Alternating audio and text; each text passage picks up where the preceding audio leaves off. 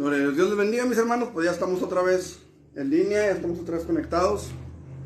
Damos gracias al Señor por su misericordia, porque nos permite estar aquí para escuchar una vez más otra reflexión en la palabra del Señor. Nada más déjenme acomodar aquí bien esto, porque se está moviendo muy raro. Gloria a Dios.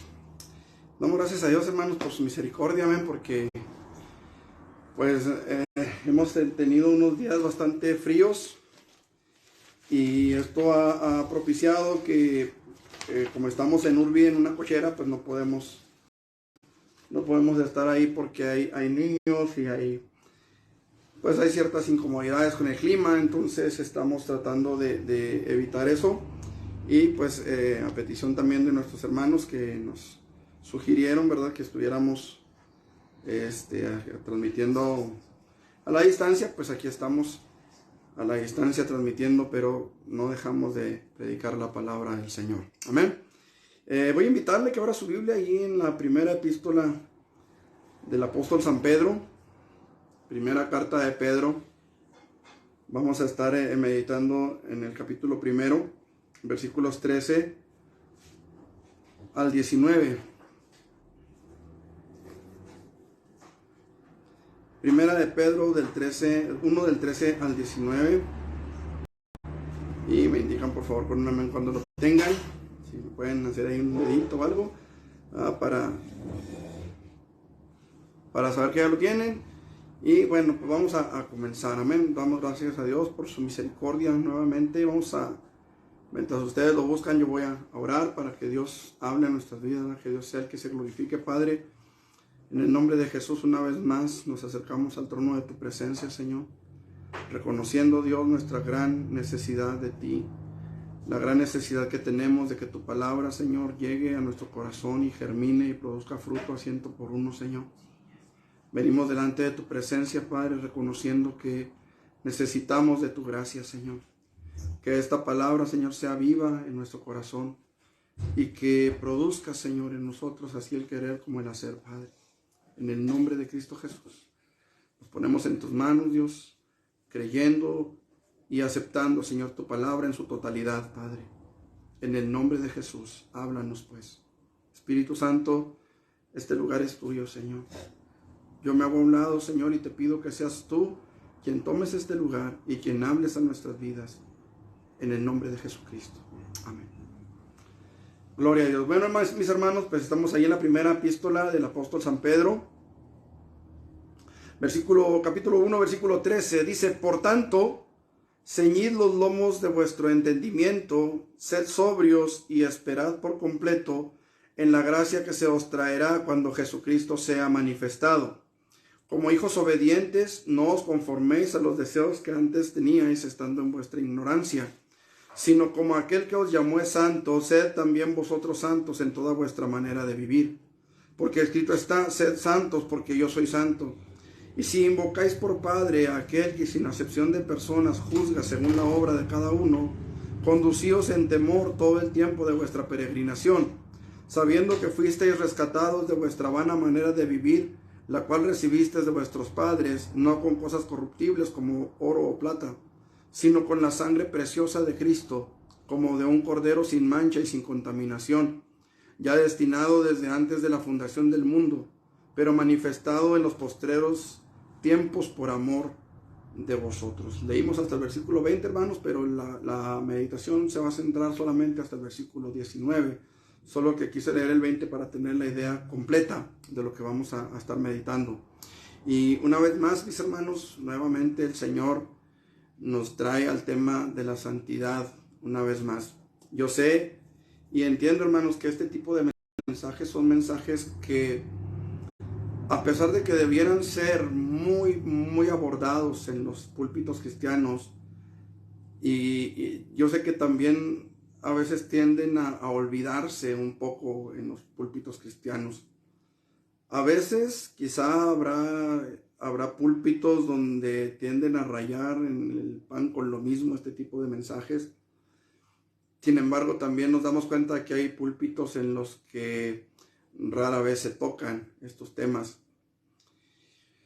Creo que en estos tiempos, hermanos, en los que la gente habla de progresismo, habla de tolerancia, habla de respeto a las opiniones de los demás. Y son tiempos en los que yo creo que ciertamente se debe de respetar la opinión del resto, pero en ese mismo derecho de respeto y de libre expresión de nuestras opiniones, creo que es importante también escuchar la opinión, no la mía, sino la opinión de Dios. ¿Qué es lo que Dios opina con relación a la forma que ha ido tomando nuestro mundo, especialmente en las últimas décadas? Hoy vivimos, hermanos, en un mundo que más que defender las libertades de los seres humanos, pareciera que más bien aboga por un libertinaje descarado en todas las expresiones posibles. Vivimos en un mundo, hermanos, en el que pareciera que el cáncer llamado corrupción ha carcomido hasta los tuétanos, las fibras más sensibles, más profundas de nuestra sociedad, al grado que los gobiernos no tienen el menor empacho en procurar leyes que abiertamente van en contra de las buenas costumbres, y más que en contra de las buenas costumbres, en contra de una ley superior, de la ley de Dios, al punto que, como dice la Escritura, hemos llegado al tiempo en el que a lo malo se le llama bueno, a lo bueno malo, a lo dulce amargo y a lo amargo dulce. Y el problema es que en medio de todo eso estamos nosotros, usted y yo, los que hemos creído que la Biblia no solo contiene la buena palabra de Dios, sino que la Biblia es la palabra de Dios, la buena y bendita palabra de Dios. Ahora, nosotros somos los que somos tenidos o tachados por intolerantes, retrógradas, irrespetuosos de la opinión de los demás.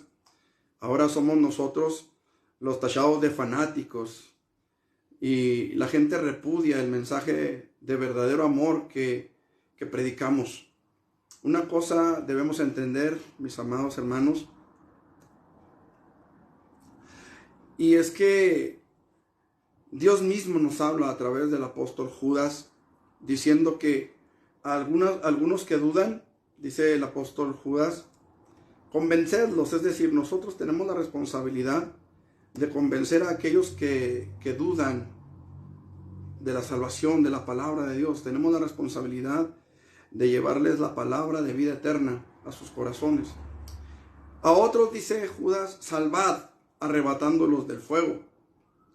Y de otros, dice Judas, tened misericordia con temor, aborreciendo aún la ropa contaminada por su carne. Esto lo dice Judas en los versículos 22 al 23. Esto quiere decir, hermanos, que por mucho que nosotros prediquemos el amor de Dios, de su misericordia, de su perdón, no todos los que nos oigan querrán alcanzar ese perdón, esa gracia, esa misericordia. No todos van a querer, hermanos, recibir la gracia de Dios en sus vidas. No obstante, los que ya la hemos recibido, debemos mantenernos firmes en nuestra fe. Debemos mantenernos en la batalla, hermanos, luchando contra la carne, a fin de alcanzar la meta fijada por Cristo para nuestras vidas. El salmo que leímos al principio decía que Él cumpla su propósito en nosotros, que Él bendiga la obra de nuestras manos. Dice, confirma la obra de nuestras manos. Sí, la obra de nuestras manos confirma. Dios tenga misericordia, hermanos, y nos ayude a alcanzar la meta. En esta ocasión, mis hermanos, el tema de nuestra reflexión es la lucha por mantenerse en la santidad. Ese sería el tema en el cual estaríamos reflexionando en esta noche.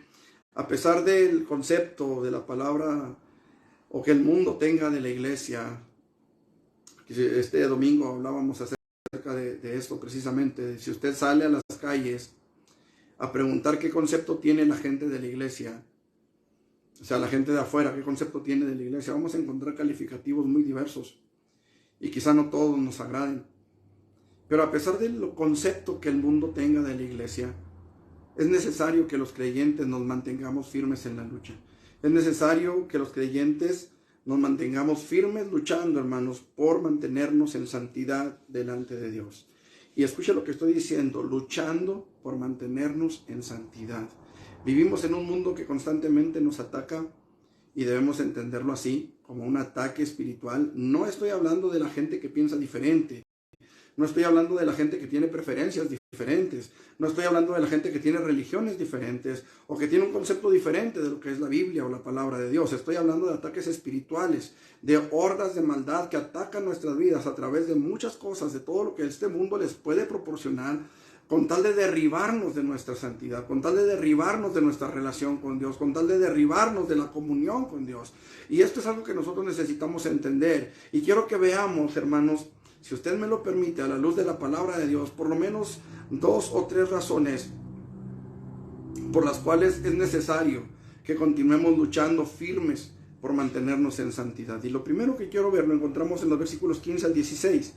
Sino como aquel que os llamó es santo, sed también vosotros santos en toda vuestra manera de vivir, porque escrito está, sed santos porque yo soy santo. Hermanos, lo primero que tenemos que entender es que necesitamos continuar luchando por mantenernos en santidad, porque la santidad, mis amados hermanos, no es una opción, es cosa exigida por aquel que nos salvó.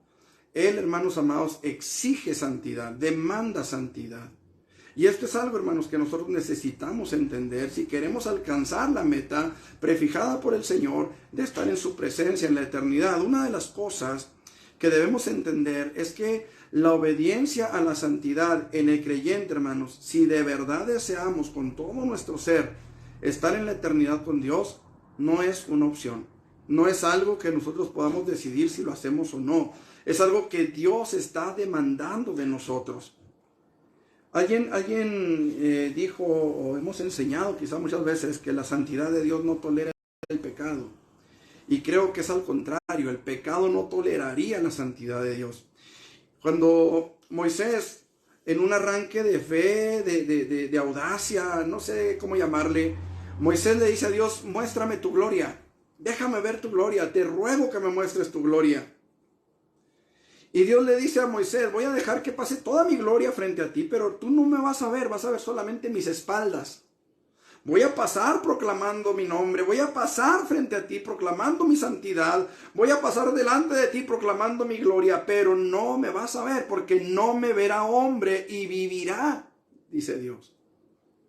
Isaías, cuando él tiene aquella revelación ante el trono de Dios en el cielo, dice, vi yo al Señor sentado sobre un trono alto y sublime.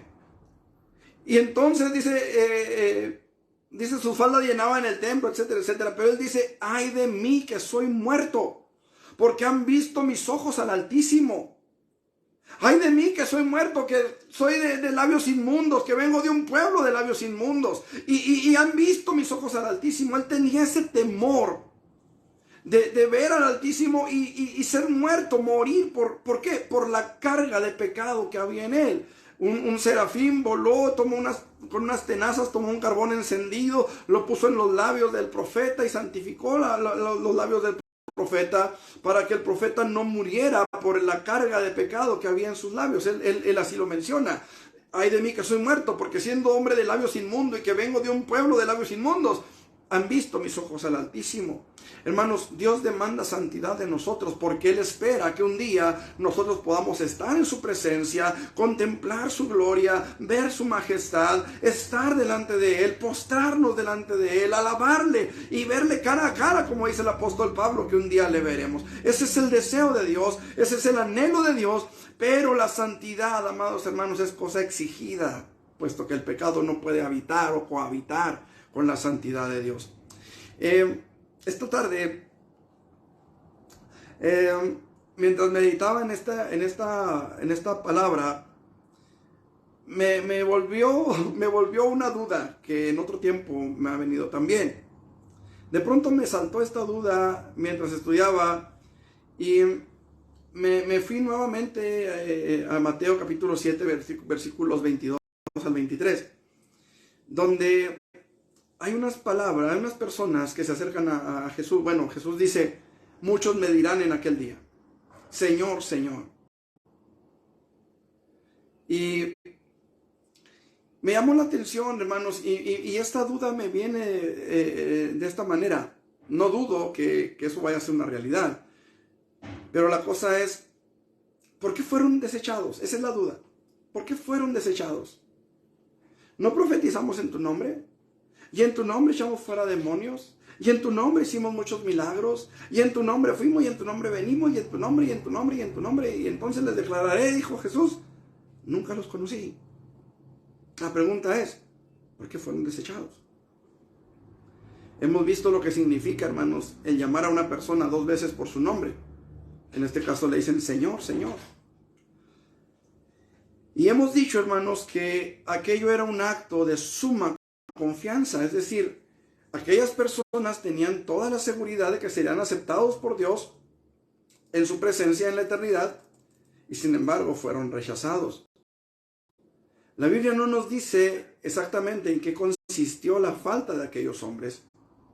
Pero Jesús en su relato dice, muchos me dirán en aquel día, Señor, Señor, ¿no profetizamos en tu nombre?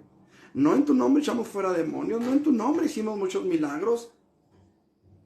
Pero un versículo antes, el versículo 20, si mal no me acuerdo, 19-20, el Señor dice, no todo el que me dice Señor, Señor entrará en el reino de los cielos, sino aquel que hace la voluntad de mi Padre que está en los cielos. Ahora la pregunta es, ¿cuál es la voluntad del Padre que está en los cielos? La Biblia dice claramente que la voluntad de Dios es nuestra santificación. Dice que os apartéis de fornicación. Entonces, la Biblia, aunque no nos dice cuál es la razón por la que aquellas personas no fueron aceptadas, solamente nos dice que es necesario obedecer la voluntad del Padre que está en los cielos. Jesús fue muy claro y muy tajante también. En cierta ocasión, en el Evangelio de Juan, Jesús estaba hablando con sus discípulos. Lo vimos creo que este domingo pasado. Cuando Jesús les habla a sus discípulos, bueno, primero vimos todo el capítulo donde Jesús alimenta a los 5,000, ¿se acuerdan? Que se sube a un monte, ora, se va, etc. Ellos lo buscaban porque querían comer, porque querían saciar su hambre carnal. Jesús les dice, ustedes me siguen porque han visto los milagros, me siguen porque han comido el pan, pero no me siguen por lo que de verdad es importante. Y muchos se ofendieron. Muchos dijeron, hasta aquí con Jesús. Es más, los mismos discípulos le dijeron, dura palabra es esta, ¿quién la puede oír? Pero Jesús no suavizó la palabra. Jesús no les dijo, bueno, pues tienen razón, voy a cambiarle a los mensajes, voy a predicar de prosperidad, voy a predicar de gozo, de alegría, de amor, de gracia, de la gloria de Jehová sobre ti, etcétera, etcétera. Ustedes pacten y hagan lo que les dé su gana, que hoy ya pactaron. No, Jesús no hizo eso. Jesús lo que hizo fue que confrontó a los discípulos. O sea, no les suavizó el mensaje, los confrontó con el mismo mensaje. ¿Esto os ofende? Pues ¿qué si vierais al Hijo del Hombre subir a donde estaba primero? La Biblia dice que a partir de entonces muchos dejaron de seguirlo. Pero Jesús ve que la gente se está yendo.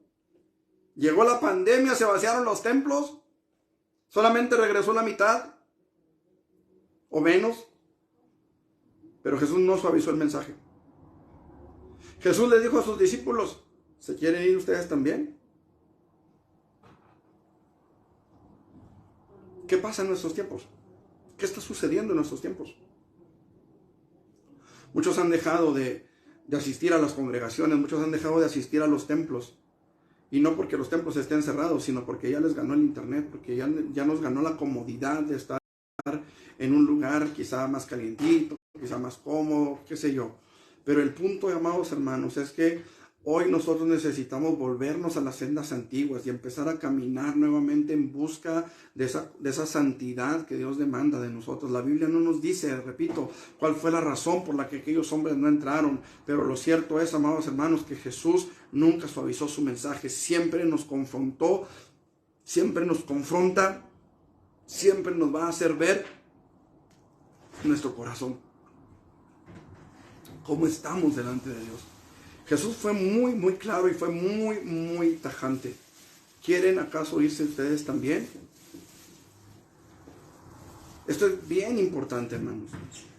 Y me llama mucho la atención, hermanos, de la respuesta de los discípulos. Me llama mucho la atención la respuesta de sus discípulos. Sus discípulos, escuche, sus discípulos son los que le están diciendo, Señor, dura palabra es esta, ¿quién la puede oír? Señor, se te están yendo. Señor, allá van los hermanos, se están alejando de la congregación, se están cambiando de iglesia, Señor, se están yendo a otro lugar. Mira, ya parecen chapulines, van de una iglesia a otra, de una a otra, de una a otra. Y Jesús les dice, ¿se quieren ir ustedes también? Adelante, pueden irse, pueden ir a buscar, pueden ir a buscar, decíamos una vez ahí en el templo, un pastor a su gusto. Hay muchos. Es más, la misma Biblia dice, Pablo le dice a Timoteo, se amontonarán maestros conforme a sus propias concupiscencias. Usted puede buscar un pastor a su gusto, a su agrado. Dios dijo en cierta ocasión, les daré pastores conforme a mi corazón, que los apacienten con ciencia y sabiduría. Usted puede buscar un pastor que lo alimente con lo que usted quiera, pero será un pastor a su gusto, no al gusto de Dios. Será un pastor a su conveniencia carnal, no a su conveniencia espiritual. Pero el punto aquí es, Jesús les dice, se quieren ir ustedes también, pero sus propios discípulos, aquellos que decían, dura palabra es esta, aquellos que decían, Señor, se están yendo, aquellos mismos le dicen, Señor, ¿a quién iremos? Tú tienes palabras de vida eterna. ¿Y a quién podemos ir usted y yo? ¿A dónde podemos ir usted y yo? Mire, no siempre la palabra de Jesús será una palabra agradable para nosotros. No siempre.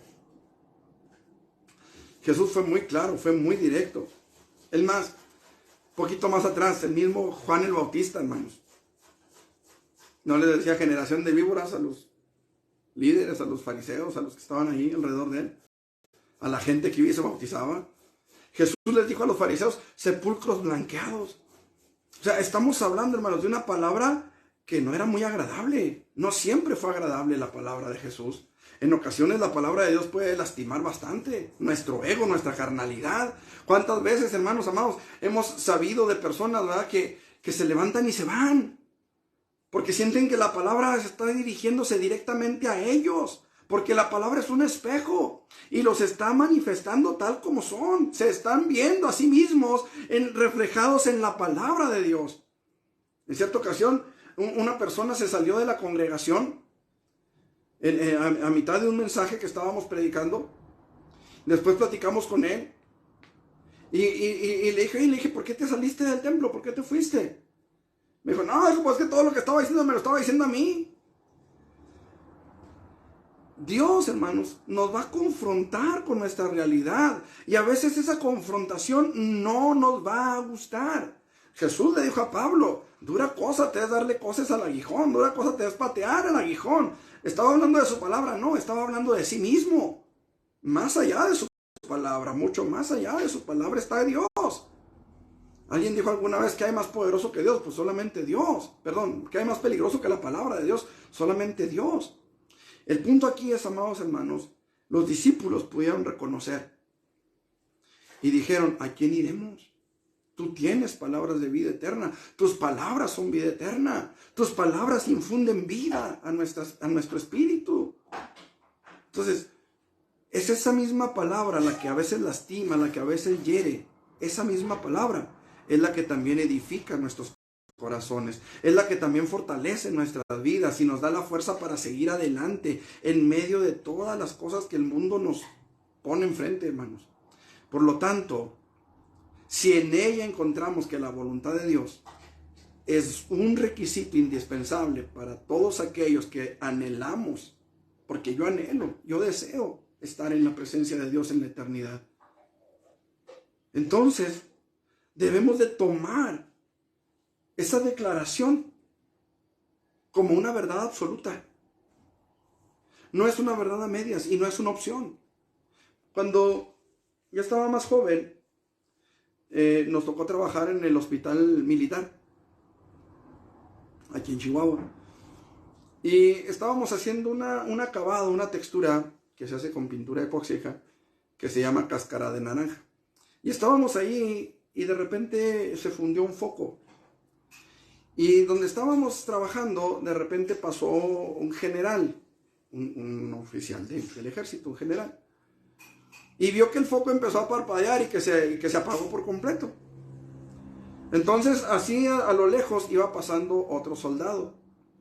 Y el general pues le gritó a cabo, y el cabo vino corriendo, Se le cuadró y se le puso así y le dijo, ordene general, así de esas de, como muy hombre, ¿va? Ordene general. Y obviamente el general le dio la orden de que ese foco estaba fundido, que cambiara el foco, pero le dijo, quiero que me cambies ese foco. Y el cabo inmediatamente dijo, a la orden, mi general, y salió corriendo, se fue, bueno, fue rápido, no corriendo, pero se fue rápido.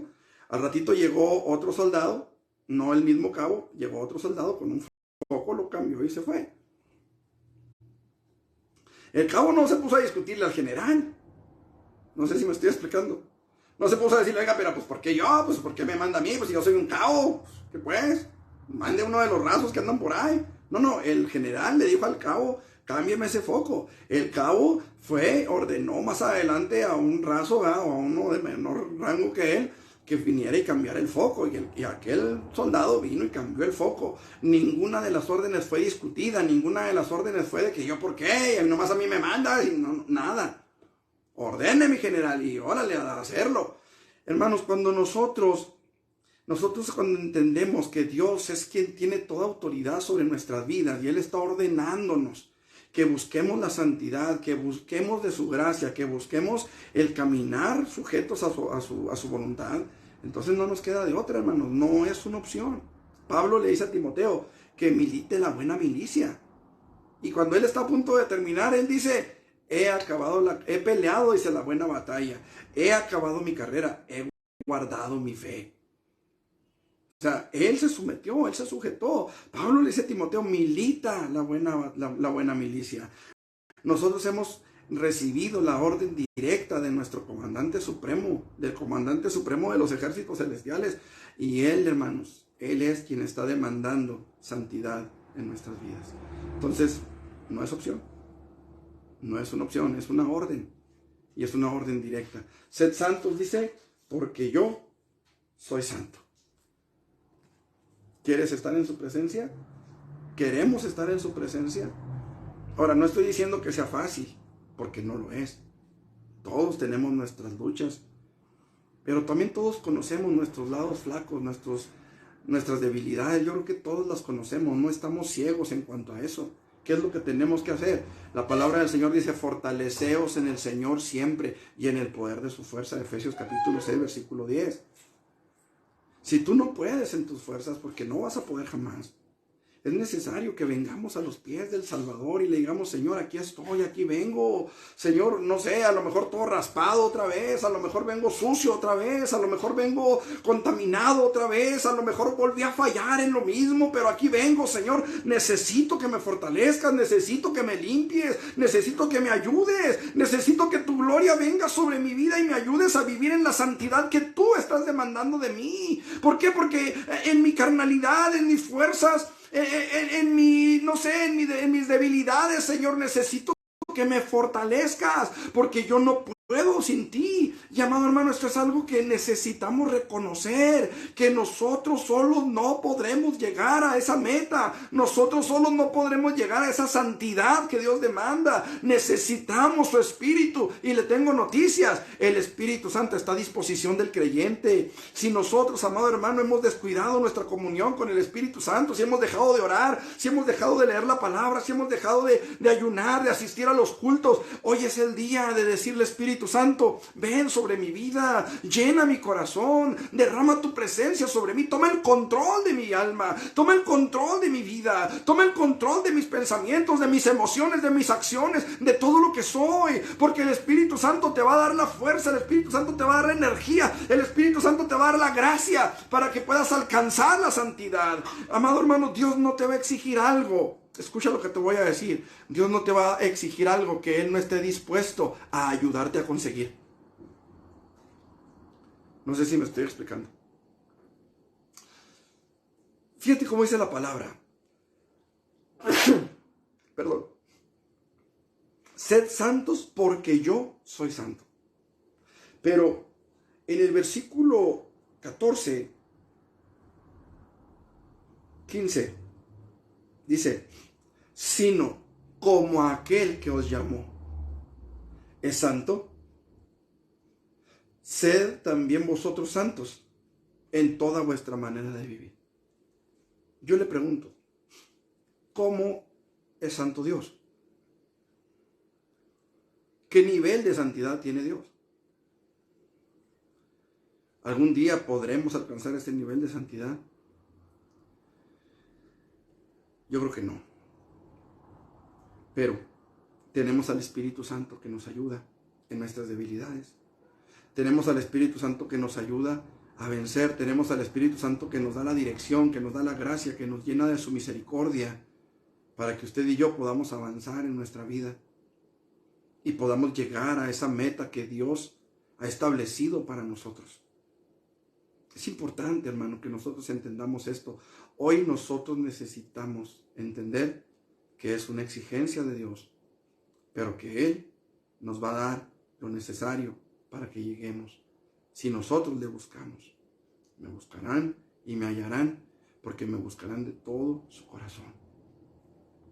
Y pondré, dijo Jesús, dijo Dios en Jeremías, quitaré el corazón de piedra y les pondré un corazón de carne. Dios pone todos los medios. Me llama la atención cuando Abraham e Isaac van al monte a hacer aquel sacrificio tremendo para Abraham, terrible. Dice, Padre, aquí está la leña, aquí está el fuego, pero ¿y dónde está el sacrificio? Se me hace que ya te alcanzó el alemán. ¿Dónde está el sacrificio? ¿Qué le dijo Abraham? Jehová Jireh. El Señor se proveerá. Se proveerá. Lo que nosotros necesitamos, hermanos, es la provisión de Dios. Es la provisión de Dios. Y Dios ha provisto su Espíritu Santo para que tú y yo alcancemos esa santidad. En segundo lugar, hermanos, los creyentes debemos continuar luchando por mantenernos en santidad, porque Dios nos ha revestido con ella a un precio muy alto. La sangre de su Hijo derramada en el Calvario. Primera de Pedro, capítulo 1, versículos 18 al 19. Sabiendo que fuisteis rescatados de vuestra vana manera de vivir, la cual recibisteis de vuestros padres, no con cosas corruptibles como oro o plata, sino con la sangre preciosa de Cristo, como de un cordero sin mancha y sin contaminación.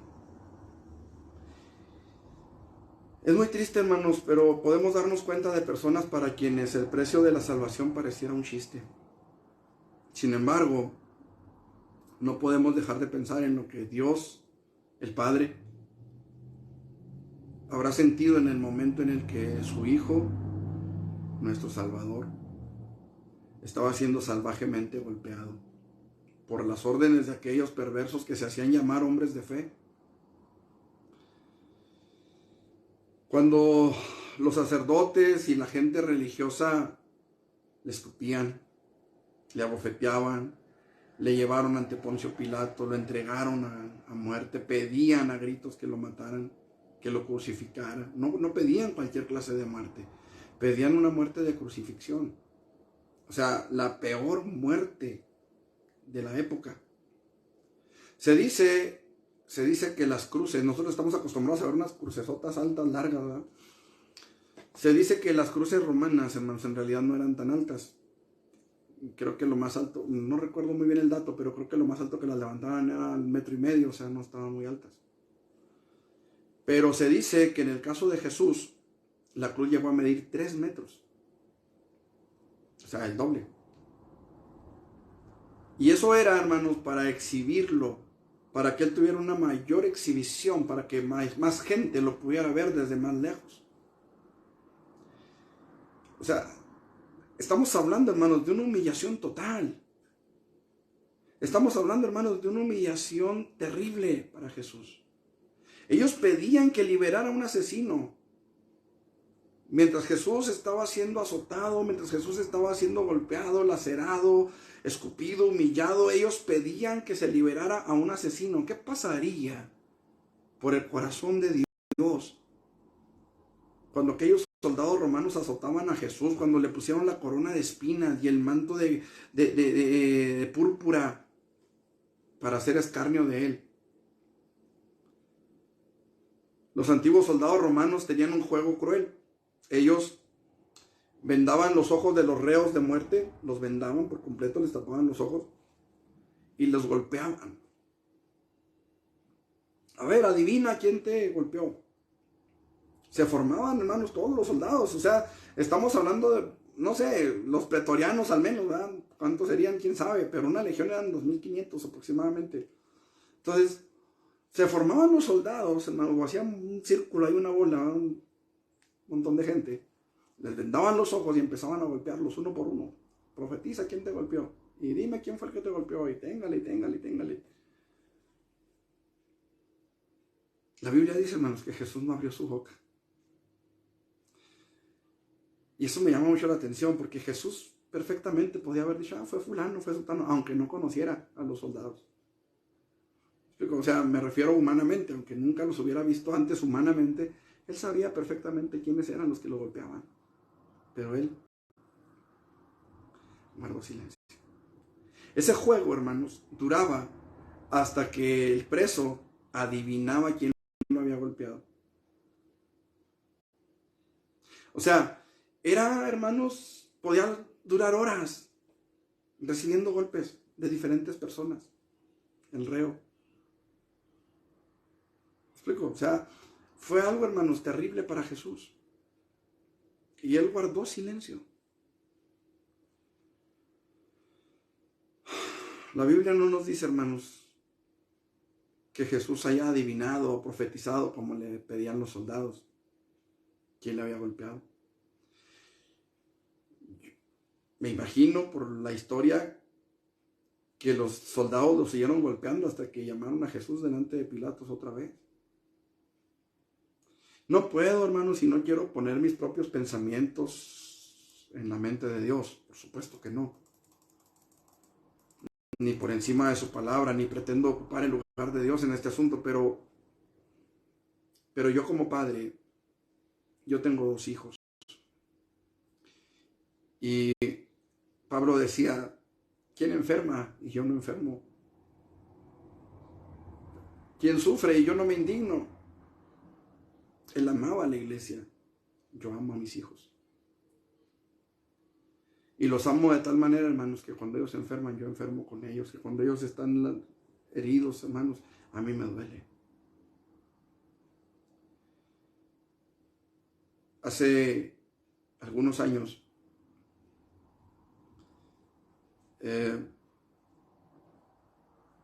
pues tuvimos por ahí un conflicto en una escuela, una primaria. Y el conflicto fue que estaban golpeando a mi hijo. Él estaba pequeño todavía. Y estaban en las canchas de la escuela.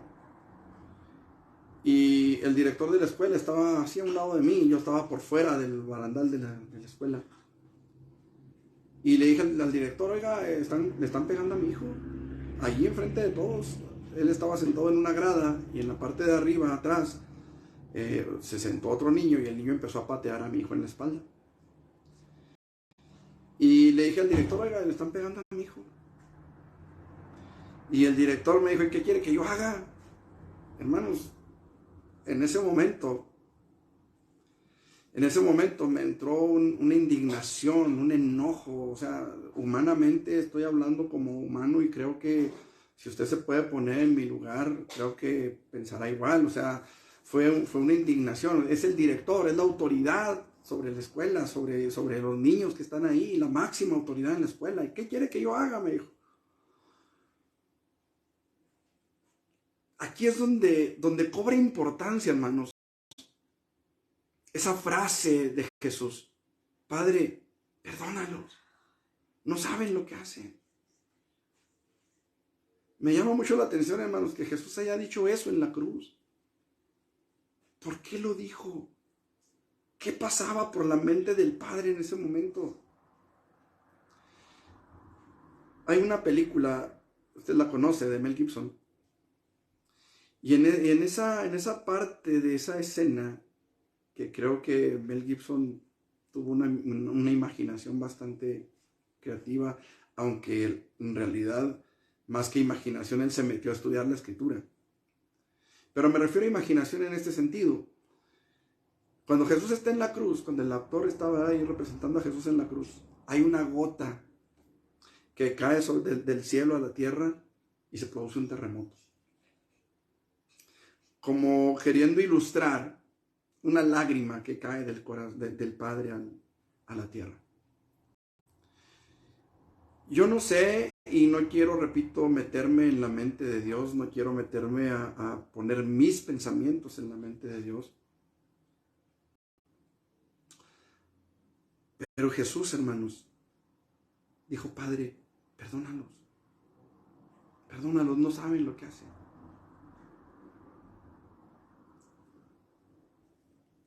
Como decía hace un momento, hermanos, mucha gente se toma el sacrificio de Jesús como un chiste, y no digo que nosotros seamos perfectos.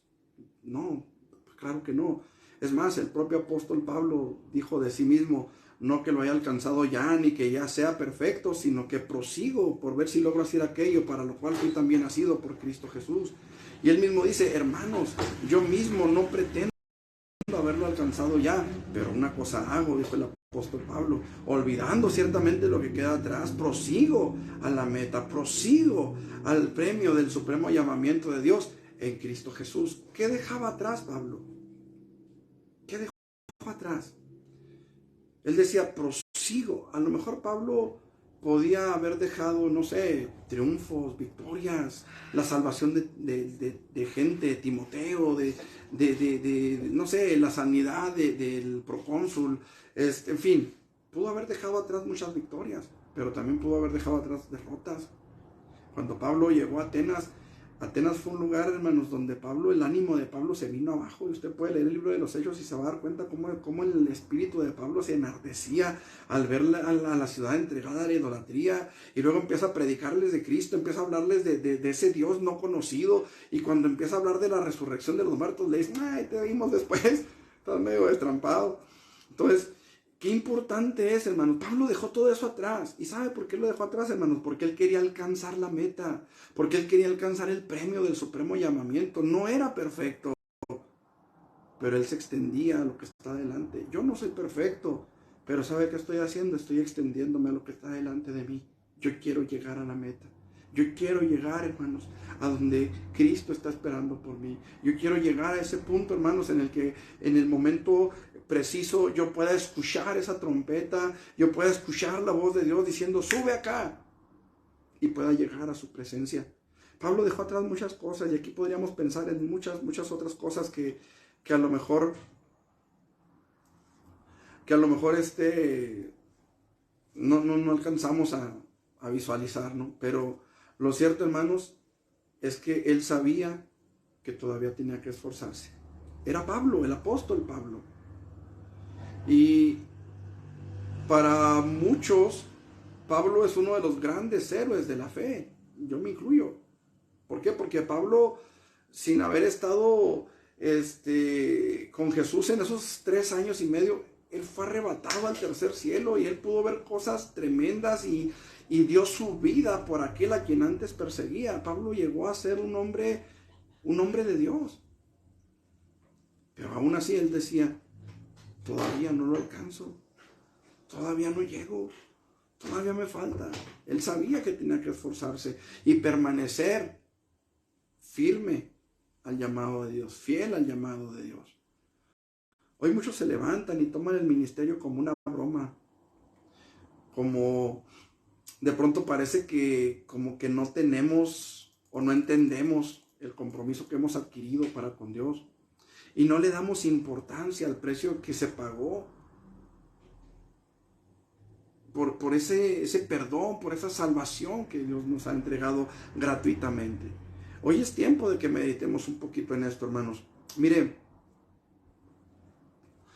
especialmente aquellos que quizá estarán viendo esta transmisión más adelante, o la estarán viendo en este momento, no lo sé, y que a la fecha han rechazado la gracia y la misericordia de Dios, que a la fecha han puesto peros, que a la fecha han hecho largas, que a la fecha no han recibido la misericordia de Dios. Pero quiero que vayamos a Hebreos capítulo 10. En los versículos 26 al 31. Dice la palabra: porque si pecaremos voluntariamente después de haber recibido el conocimiento de la verdad, ya no queda más sacrificio por los pecados, sino una horrenda expectación de juicio y de hervor de fuego que ha de devorar a los adversarios. El que viola la ley de Moisés por el testimonio de 2 o 3 testigos muere irremisiblemente. ¿Cuánto mayor castigo pensáis que merecerá el que pisoteare al Hijo de Dios y tuviere por inmunda la sangre del pacto en la cual fue santificado e hiciese afrenta al Espíritu de gracia? Pues conocemos al que dijo: mía es la venganza, yo daré el pago, dice el Señor. Y otra vez el Señor juzgará a su pueblo. Horrenda cosa es caer en manos del Dios vivo. Nosotros necesitamos entender esta verdad, hermanos. El precio que se pagó fue un precio muy alto. Y yo sé que para muchos lo que estamos leyendo será quizá más de lo mismo, más de una historia, un cuento de hadas mal contado. Pero lo cierto es que Dios nos está advirtiendo que debemos mantenernos en la batalla, que debemos mantenernos en la lucha. Mis amados hermanos, debemos luchar por mantenernos de pie. El precio que nosotros no podríamos pagar jamás, ya se pagó, ya fue pagado. Ahora solamente tenemos que sostenernos en Él. Hemos sido salvados, hemos sido lavados por la sangre del Cordero. Y justificados por su sangre es que tenemos paz para con Dios. La palabra del Señor dice: justificados pues por la fe tenemos paz para con Dios. ¿Pero fe en qué? ¿Cuál es la fe que nos justifica? ¿Cuál es la fe que nos hace aparecer delante de Dios sin culpa, sin pecado? ¿Cuál es la fe esa? ¿Cuál es esa fe?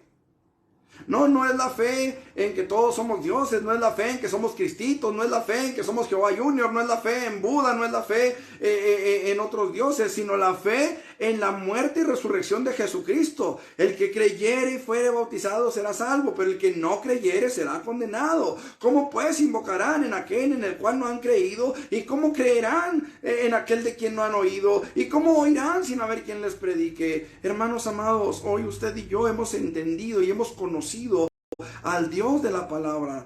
Hemos conocido al Dios de la Biblia, al Dios único y todopoderoso del universo. Usted y yo, amado hermano, hemos recibido un regalo enorme, un regalo invaluable, un regalo, amado hermano, que no tiene precio. Y no tiene precio, hermano, porque si lo tuviera, ni usted ni yo podríamos alcanzarlo jamás. Aunque fuésemos los más ricos del mundo, aunque todo el mundo nos perteneciera, no seríamos capaces de pagar el precio que exige el pecado, que exige la justicia de Dios.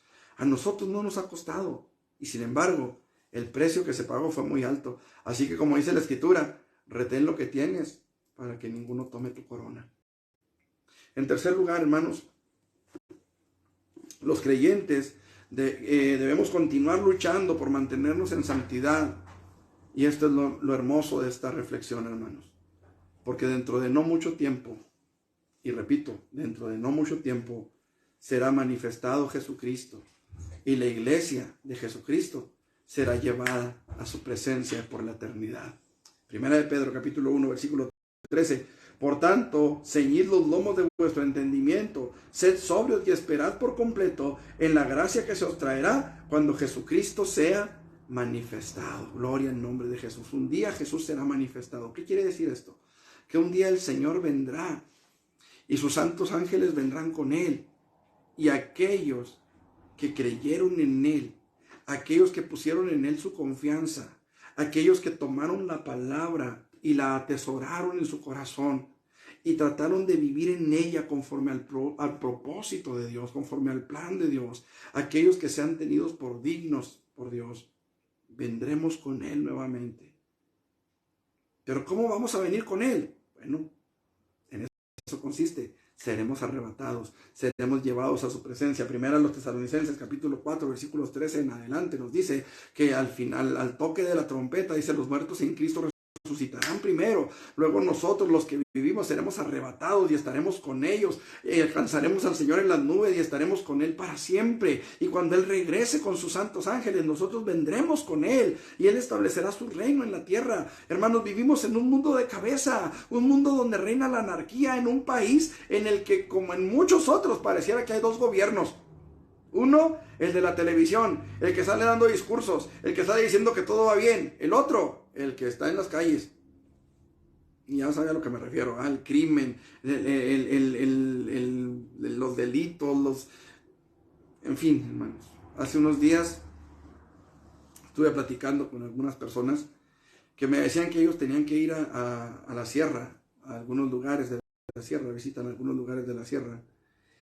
Y me decía una de las personas, me decía, estábamos a punto de arrancarnos, dice, ya de regreso, pero ya iban a ser las 5 de la tarde. Y de repente se acercan unos hombres en unas camionetas armados, ¿verdad?, hasta los dientes. Y nos dicen, ¿saben qué? No se pueden ir, hasta mañana en la mañana pueden salir. Ahorita no salgan, no se pueden ir porque si los agarran por allá en la carretera, no respondemos, dijeron los de la camioneta. Y me llamó la atención porque una de las personas me dice, ni los soldados que estaban ahí salieron. También tenían planeado salir, se les hizo tarde, no salieron. Ni los soldados que estaban ahí.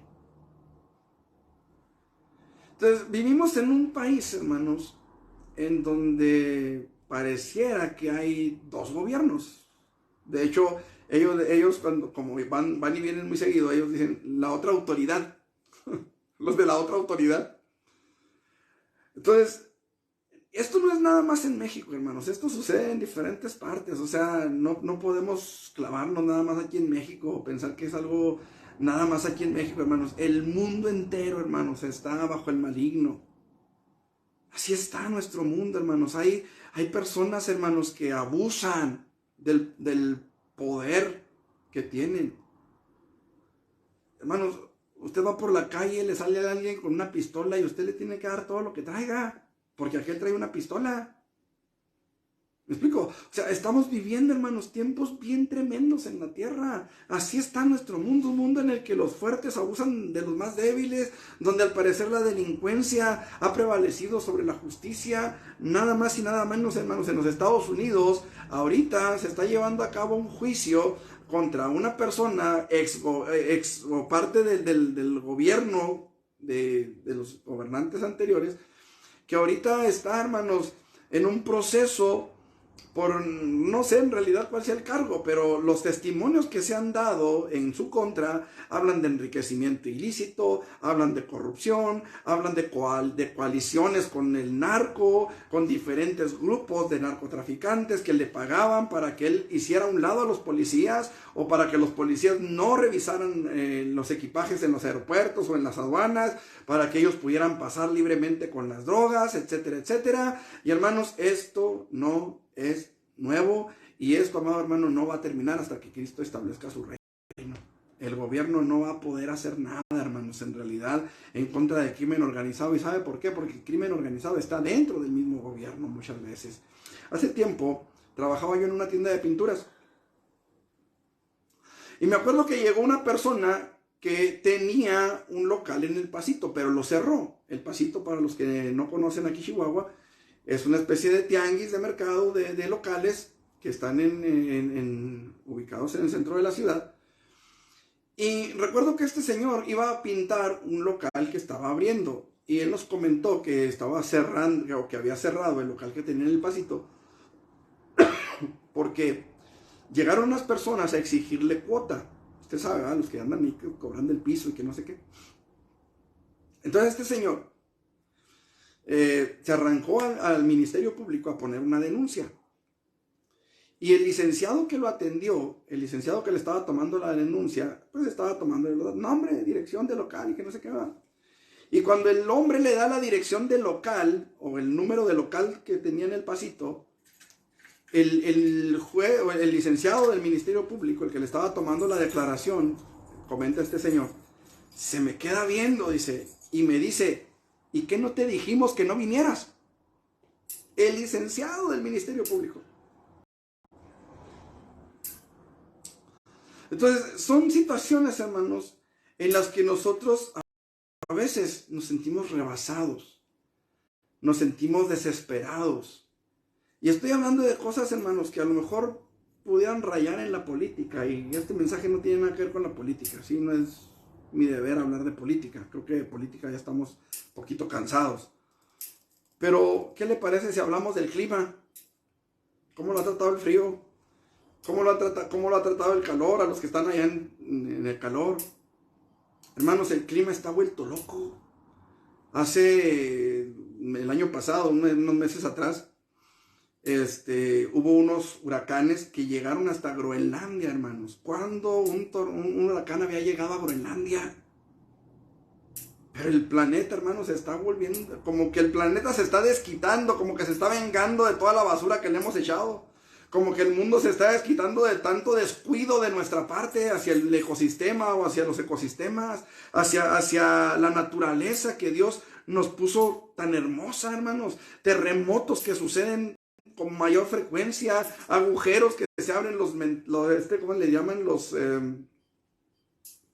socavones, que les llaman, que se tragan casas enteras, que fue, no sé si ayer o antier en la mañana, en las noticias, pasaron la imagen de un socavón, hermano. Se hizo un socavón en una laguna y se chupó toda el agua de la laguna, se fue por ahí, por ese socavón. Y estamos viendo este tipo de situaciones, hermanos. ¿Qué decir, hermanos, de la tormenta invernal que azotó Estados Unidos ahora en diciembre, hermanos? Al menos 17 muertos. Más de 500,000 de personas se quedaron sin electricidad. Miles de viajeros varados por los vuelos cancelados, hermanos. Definitivamente, hermanos, este mundo ya no tiene solución. Ahorita los países están clamando por un arreglo climático, ¿verdad? No, que hay que bajarle 1,5 grados, que hay que bajarle no sé qué tanto al clima porque nos estamos echando el mundo. Hermanos, esto no tiene ya solución. Este mundo no tiene solución. Nuestra única esperanza es estar listos para irnos al toque de la trompeta.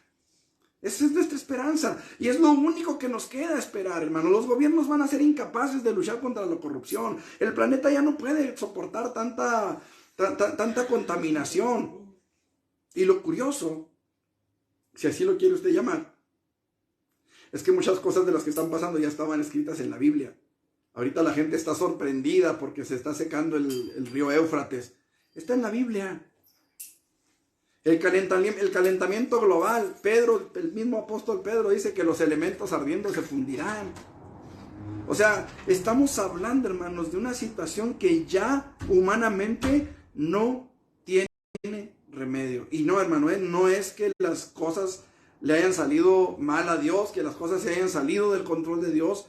Esta es la manera, hermanos, en la que Dios nos está diciendo a usted y a mí: arregla tu casa. Prepara tu casa, prepara tu vida, prepara tu alma, prepara tu corazón. He aquí, dijo Jesús, yo vengo pronto y mi galardón conmigo. He aquí, yo vengo pronto. Y el Espíritu y la iglesia, el Espíritu y la novia dicen: sí, amén. Ven, Señor Jesús. Debemos luchar contra nuestra propia carnalidad. Debemos luchar, hermanos, contra nuestra propia debilidad, porque la venida del Señor Jesucristo por su iglesia está más cerca de nosotros hoy que cuando creímos. Vivimos en un mundo, hermanos, en el que podemos sentirnos desalentados. Sí, a veces nos sentimos desalentados. Para mí el día de ayer fue un día terrible. Un día en el que muchos me decían feliz cumpleaños, algunos hasta me cantaron las mañanitas, pero para mí en lo particular el día de ayer fue un día terrible, fue un día muy pesado para mí. Incluso estuvimos trabajando en el templo y me dio un golpe con una cosa que se me cayó del techo. Fue un día muy difícil para mí, en lo familiar, en lo espiritual aquí, o sea, fue algo muy pesado para mí, en lo personal. Y a veces podemos sentirnos agobiados. Y sin embargo, hermanos, este es el tiempo de levantar nuestras cabezas y buscar la santidad en Dios. Dice la palabra de Dios que sigamos la paz y la santidad, sin la cual nadie verá al Señor. Así que luchemos, hermanos, no renuncie a la santidad. El mundo puede ser muy grato o puede parecer muy grato y muy placentero, pero al final solamente va a producir muerte. Pablo le dijo a Timoteo: echa mano de la vida eterna. Y hoy quiero decirle, hermano, que podemos echar mano de la vida eterna. ¿Qué es eso?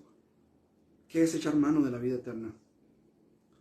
recuerde siempre a dónde vamos.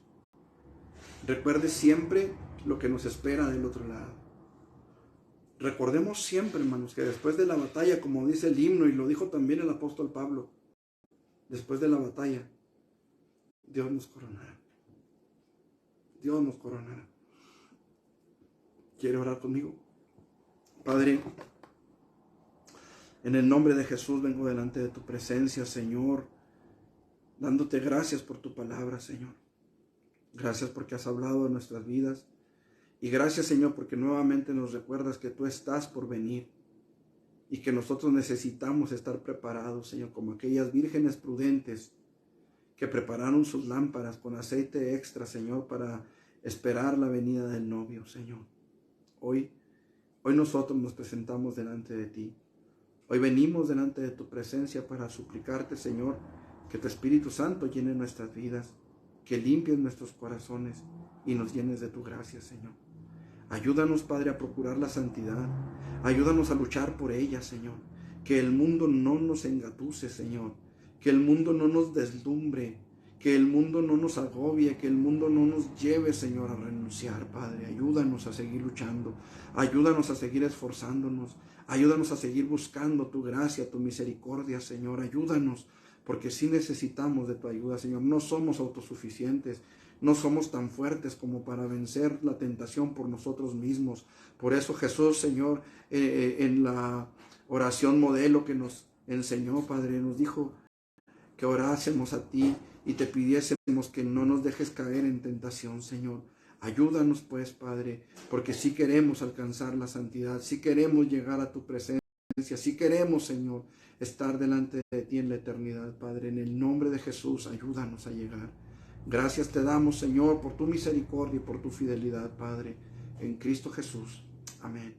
Amén, Señor. Bueno, mis hermanos, pues que Dios me los bendiga. Espero esta palabra haya sido bendición para sus vidas. Y espero, hermanos, que pronto podamos seguir con las transmisiones desde Urbi. Y si no, hermanos, pues vamos a tratar de seguir compartiendo la palabra a través de este medio. Si Dios lo permite, nos vemos por aquí el próximo viernes, no es cierto, el próximo domingo, con el favor de Dios, a las 11 de la mañana para nuestra escuela dominical y a las 12 nuestro culto dominical también. Les recordamos, hermanos, que estamos transmitiendo solamente la predicación los domingos y la escuela dominical para no tener problemas a la hora de subir los videos a YouTube. Entonces, el culto nos conectamos a la 1 para la predicación y a las 11 para la escuela dominical. Para los que están viendo solamente a través de YouTube las predicaciones, pues les recordamos el canal, es Templo Cristiano Peniel, Asambleas de Dios. Y pues los invitamos para que se suscriban y le den like ahí a los videos y los compartan para que más gente pueda ser edificada con la palabra de Dios. Que Dios los bendiga, mis hermanos, y pues por ahí nos vemos el viernes para nuestra reunión de oración a las 6 de la tarde. Mañana jueves, los jóvenes vamos a tener, no sé todavía, bueno, creo que vamos a tener el ensayo mañana. Para los que puedan asistir mañana al ensayo, esto por razón de que probablemente el sábado mi familia y yo tengamos que salir un poco de tiempo fuera de la ciudad. Entonces, si es así, sería el ensayo este próximo jueves y el sábado pues se suspendería la actividad juvenil. El miércoles pues por aquí nos vemos nuevamente, mis hermanos. Que Dios me los bendiga y cuídense mucho, hermanos. Que Dios los guarde, cuídense de los fríos.